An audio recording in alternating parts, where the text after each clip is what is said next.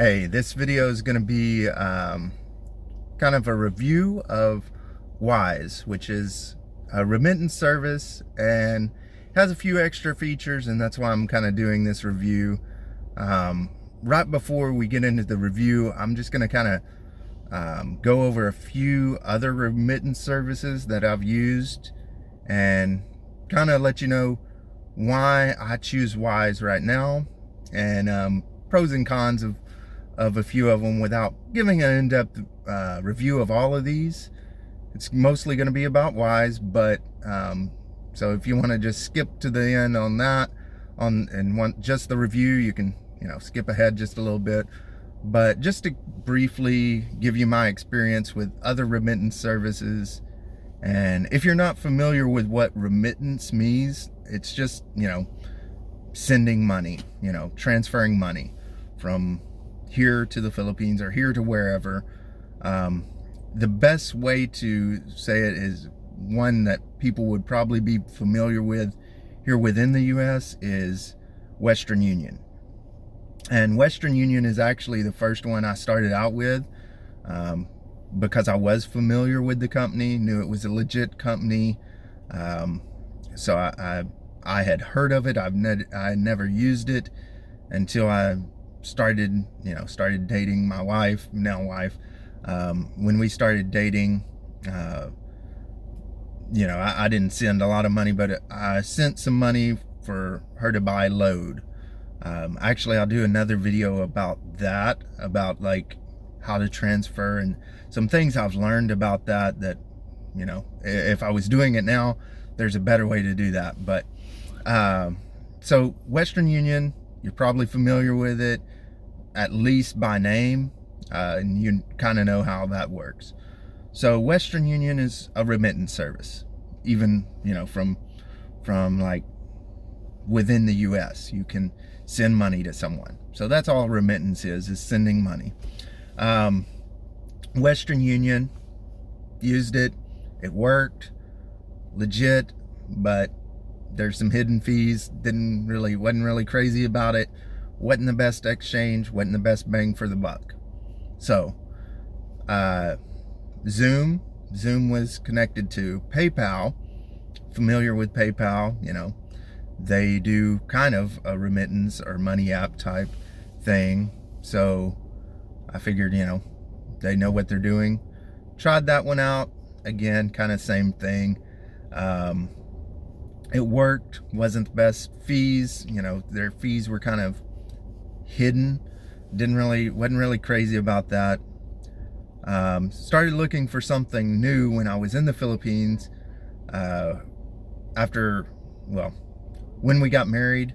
Like, I come a month or so before we got married, so I knew I was going to be there for several months. So I was looking for the best bang for my buck, or most pesos for my buck, if you will. At that time, Wise really was the best exchange rate. I just checked it this morning. It's really close right now, and actually Western Union is a little bit edging it out. So those are really close. You can check the exchange rate, and if you're sending if you're sending regularly, I would look into that for sure. But so this will be the review of Wise. So I'm going to get into Wise specifically and why I still use it, even when it may not be the best exchange rate. So the first thing I like about Wise, after using it for a bit, and even just when I kind of impressed me when I was researching which one to use, they're really transparent about how they structure or how they show you. They show you the you put in how much you want to send.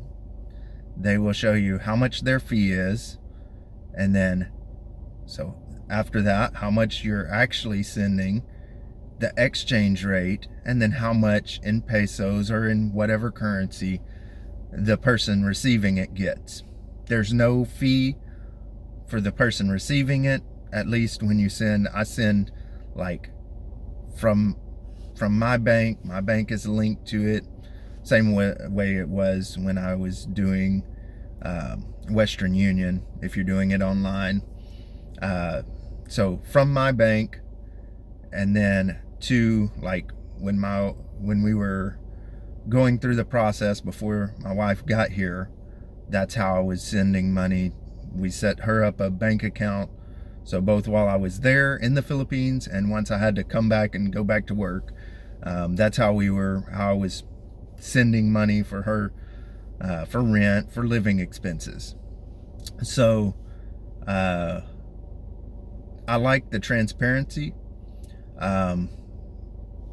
That's still the same, and that's one of the reasons I still like Wise. In fact, that's how I found out what the current exchange rates were with different, and found out that actually just today, just this morning, just checked it before this video, that Western Union is like on $100 it's about 40 something, 45 pesos better rate with Western Union. So that means when you send $100, the person receiving it is going to get just less than $1 more with Western Union. They're going to get 5,506 pesos versus Wise, they're going to get 5,460. So about 46 pesos more they're going to get with Western Union.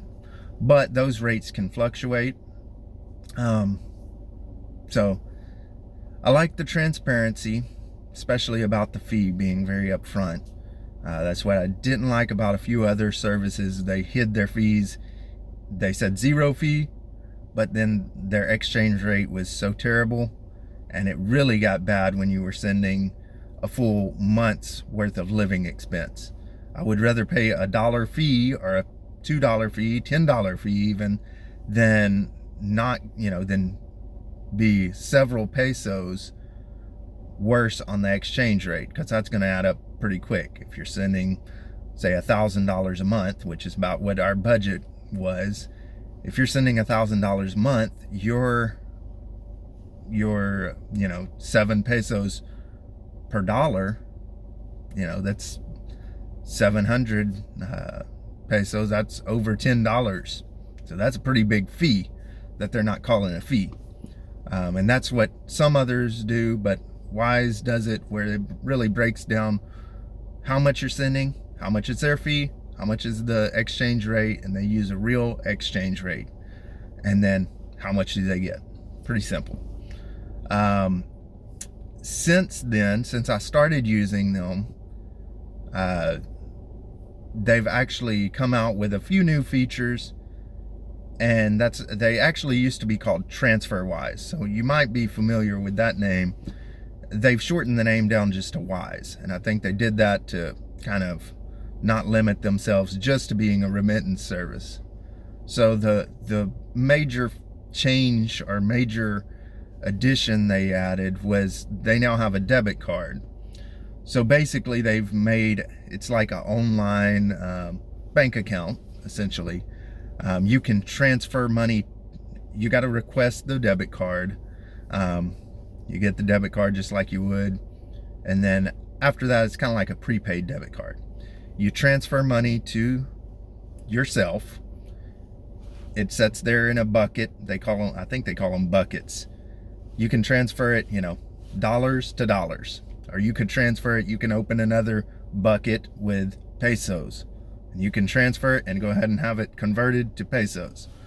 But the nice thing, you can just transfer it to dollars, and then you can convert it from your dollars. Say you put $300 in here that you're going to use, that's what you're going to use for your vacation, or for this week or whatever. You could transfer a few $100s, and then you could say, well, now I know I'm going to convert some of it to pesos. Maybe I'm flying through another country, I might want their local currency. You can do it that way, and that's the way it used to work. You strictly just transferred it, and if you had those, that's what you used. They've actually added a new feature, and this is pretty nice. They're innovating here. The newer feature is you can just transfer it to dollars or whatever your current currency is, put it there, let it sit there, and then when you go to use your ATM card, you can use it, you know, like a debit card, or you could use it at the ATM. Then it will do an auto conversion. A lot of places do that, but they, to me, their auto conversion always seems to be more in range with what the actual current rate is. So I like that. So that's something that now you don't really have to even worry about converting it. But the nice thing is you can even set these auto conversions, or like you know, where when the rate reaches a certain amount, it will convert your dollars into pesos and put it there, or whatever currency you want, put it there, you know, say, because the market fluctuates, so you could set it like 55 pesos when you know, when it's $1 to 55 pesos, it automatically converts $100. And so long as you got the dollars to cover that, it will do that auto conversion, or yeah. And then, you know, so that kind of, you can catch that when the rate's good, and then, you know, when the rate drops, you got the pesos converted at a better rate than maybe the current rate. So I like that feature. I like their, you know, that they're adding features like that. Another nice feature that I used while we were in the Philippines, I used this kind of, if you're familiar with like Dave Ramsey, the envelope system. So you can do these, they're not even, they call them, I think they call them jar. I don't remember all the terminology. I think they call them jars. So you can do these separate jars, even in the same currency or whatever. And it's just basically, you're just moving the money. It's all still in one deal, but you're just moving it kind of like a savings.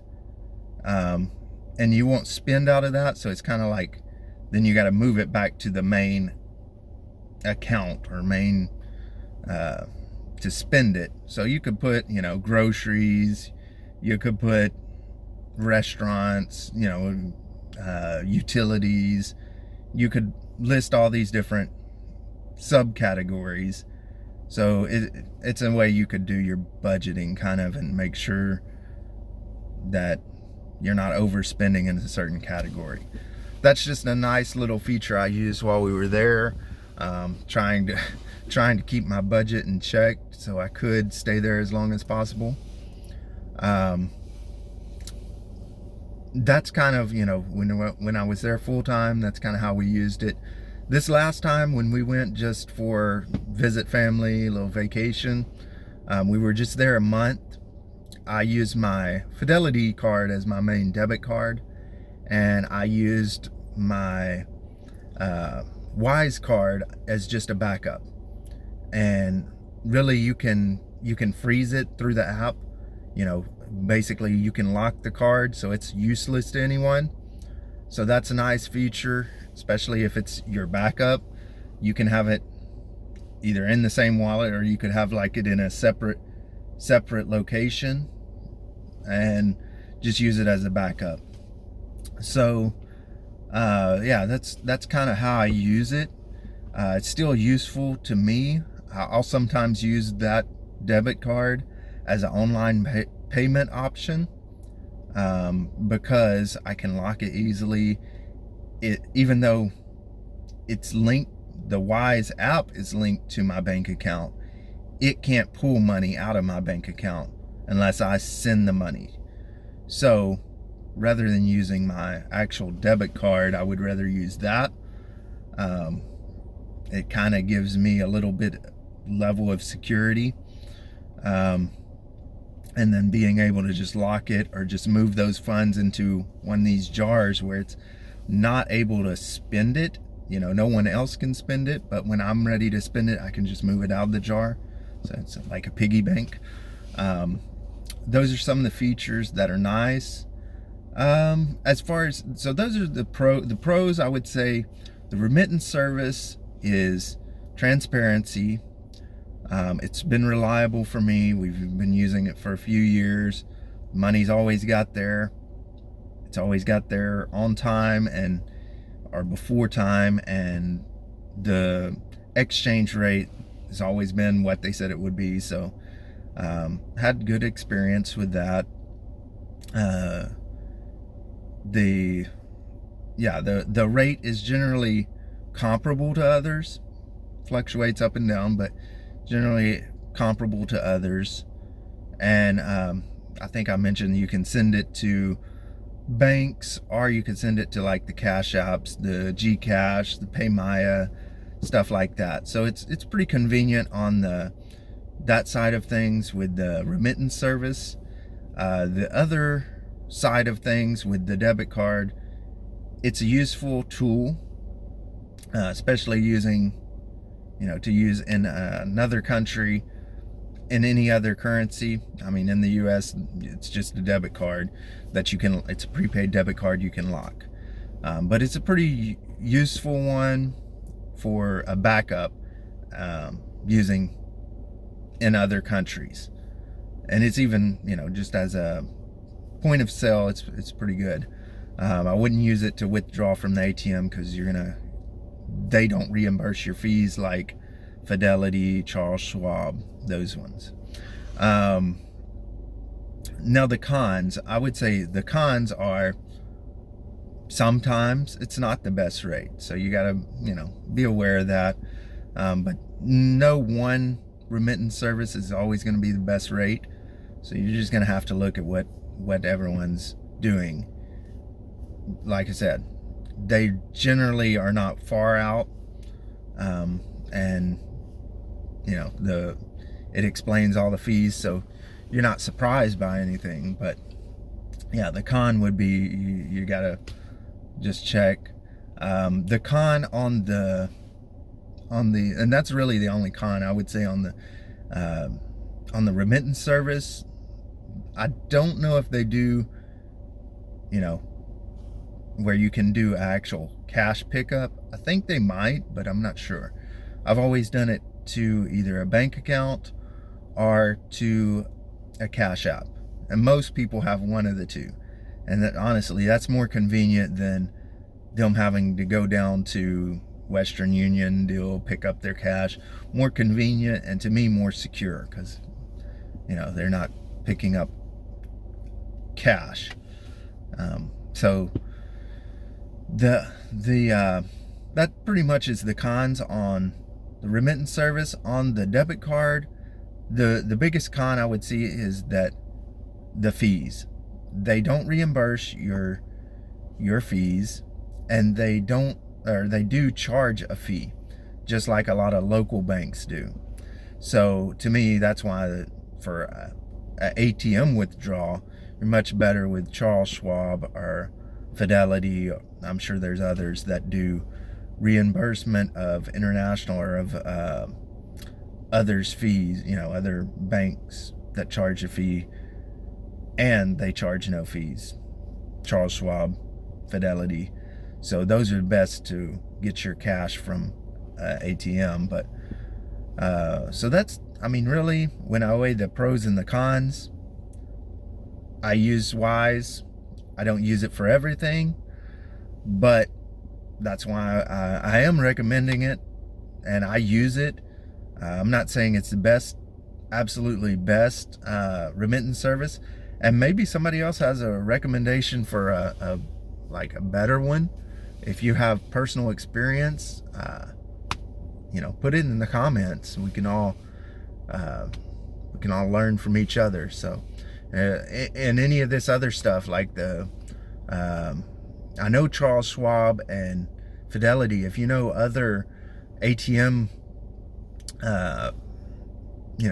debit cards that do the same type of deal, maybe list those.